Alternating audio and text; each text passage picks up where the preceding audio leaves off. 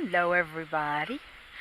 The subject today is roosters and children. Not their children, your children. Uh, Actually, small children.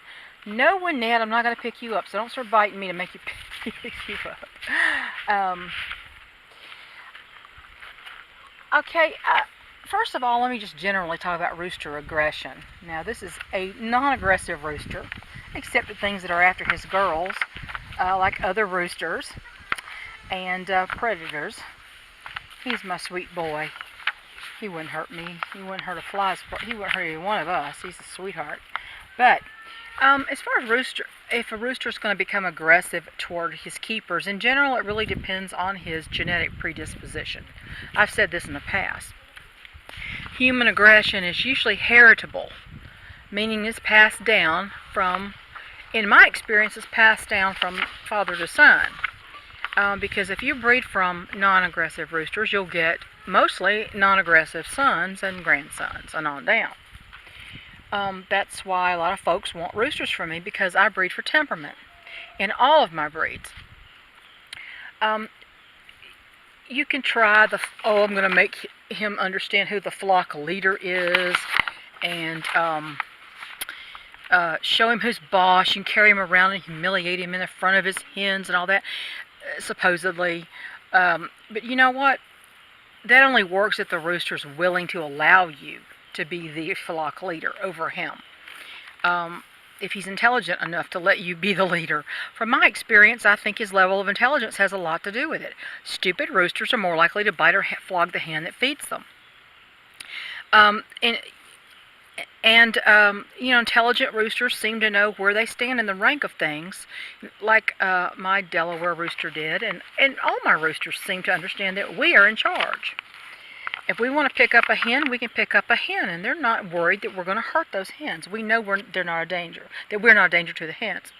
So, if a rooster's younger than breeding age and the hormones haven't really kicked in, minor transgressions like nipping can usually be, excuse the pun, nipped in the bud by a little, what I call aversion therapy, as long as he's not really inclined to be aggressive anyway. But the subject here is roosters and small children. My subjects are leaving me here. Roosters and small children. I see over and over statements on the forum, such as, I have small children, can you recommend a breed of rooster that's nice? He attacked my 2-year-old and he has to go. Or, he's always been okay, but he ran after my 4-year-old and jumped on his back and flogged him, narrowly missing his eyes. So, I see statements like this all the time. Can you recommend a rooster who's nice because we have small children and we can't keep a mean rooster? Well, no mean rooster, of course, is worth the stress of having to watch your back every second, but you're an adult. A 5 to 12 pound rooster isn't going to permanently injure you. I mean, hey, you're over 100 pounds, you can take him, right? But a toddler or a small child is another matter. I've had the sweetest, calmest roosters in more than one breed here, so they've had to set the bar really high. But, and I won't breed from an aggressive rooster because of the temperament being a trait that passes down. Now, the tiny little Belgian Danver roosters, they're only about 20 ounces. So if they flog you, it's like a puff of air. I mean, it's like, did you just flog me? But, my worst one is mellowed out, and he's over 6 years old. Took him long enough, but he still wants to flog me every once in a while. He hates the camera. He hates me to have the camera, right? I'm losing my video. My video subjects here, wandering away. But, with the Belgian Danvers, that's more of a breed trait with those. Those little roosters have never been bred for temperament that I'm aware of. And I really haven't kept them long enough to even try. I'm letting them die out because I'm just not going to keep a bantam breed. They're terrible layers. These are terrible layers. They really don't lay. After about the first 2 years, they pretty much quit laying, except on rare occasions. But even, they're really, the roosters and the Belgian Danvers are really pretty dumb. I mean, they're really not the brightest bulbs in the package. My older rooster's son is smarter than he is, so he's less inclined to flog. But, the most intelligent ones are the ones who don't attack the food, water, and treat bringers. They know where their goodies come from, and they know who's in charge. Danvers don't seem to really get that. They never get that, really. But even a pint-sized rooster, with their agility, they can fly up and fly at a child and hurt them. Even if, if they hit them in the face, they could take out an eye. So an older child can be taught what to do. They can be taught how to behave around a rooster so as not to make them defensive. And picking a certain breed, even a usually docile silkie, is not a guarantee. You can't guarantee it. Most temperaments inherited. I've had the sweetest roosters ever. And several breeds: Delawares, Barred Rocks, Blue Black Splash Orpingtons, Brahmas, Easter Eggers, Cochins, but they were bred for temperament like any other trait.